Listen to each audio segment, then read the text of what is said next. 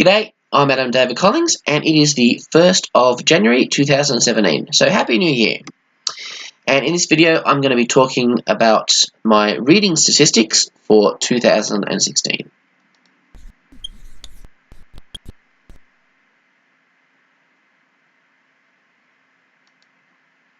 Alright, so I read 53 books in 2016. My Goodreads goal was 52, so I managed to get one more in there. I actually hadn't realised, I thought I still had one more to go. And people started congratulating me on meeting my goal. And I had a look, and sure enough, I was already there. So, that was pretty cool. So, let's see what we can learn about what I read by looking at the statistics. So, we'll start with genre. So, as you can see here, science fiction was my biggest genre with about 25 books. In fact, pretty much half of what I read was science fiction. That's followed then by fantasy at 15 books.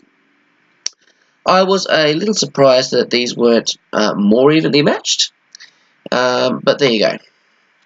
I read a couple of anthologies, 3 superheroes, and a few other little bits and pieces.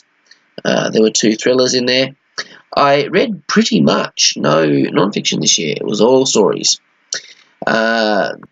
What that means, of course, is that I wasn't reading any writing craft books. So that's something that I should work on this year, because I need to be constantly learning more about my writing craft.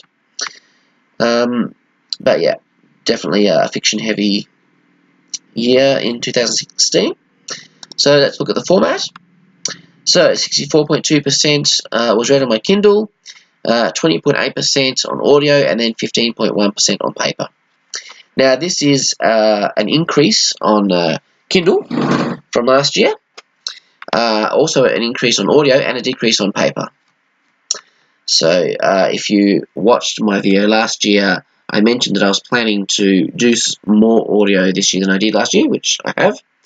And yeah, I've read a lot of stuff on my Kindle this year, so that's, I think it was just a little over half on the Kindle last year, and the paper was closer to a quarter. But anyway, that's how I was reading this year. So let's look at how the books I read were published. So pretty much a 50-50 split here between self-published books and traditionally published books.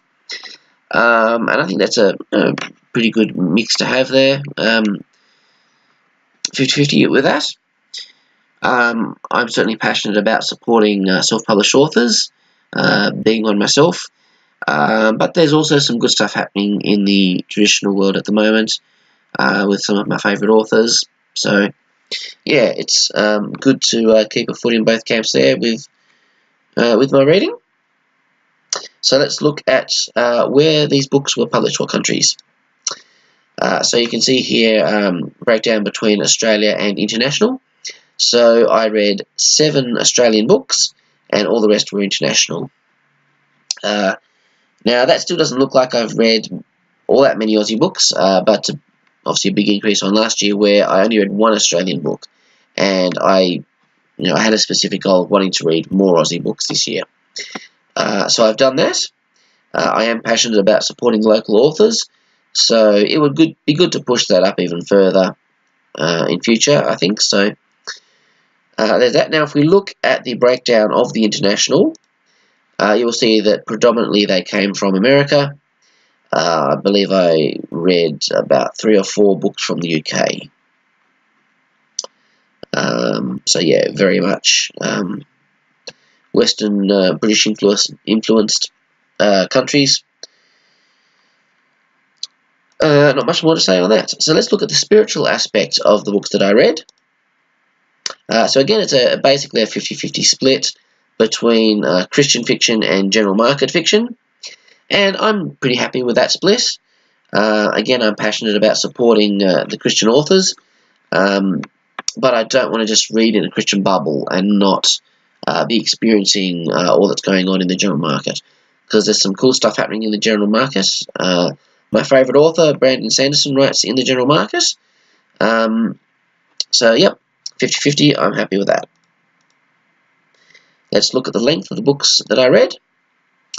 So 52.8% were novels.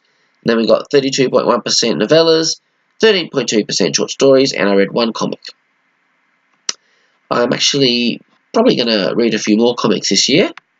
I've been getting really into the DC Extended Universe movies, and it actually inspired me to want to go to the source material and read some comics. So I'll be focusing on the Death and Resurrection of Superman arc, which covers a bunch of books. In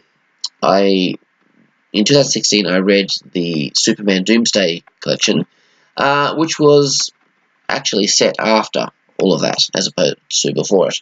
Amazon suggested that it was the first book in that arc, but that was incorrect. But it was pretty cool, and some very interesting stories in there.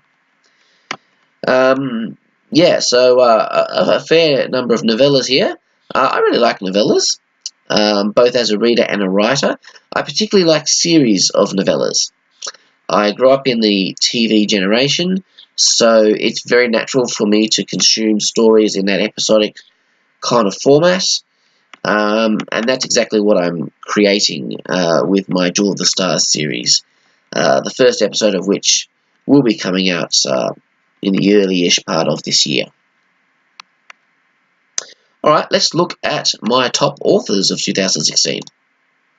So, my most read author was Brandon Sanderson, coming in at 7 books. Then I read 4 Jill Williamson. I read 3 Joshua A. Johnston and 3 Kerry Neitz. Well, that was a pathetic sneeze. I read 3 H. Paul Hunsinger and 3 Jeanette O'Hagan's and 3 Steve Raza. And all the others were just one book authors.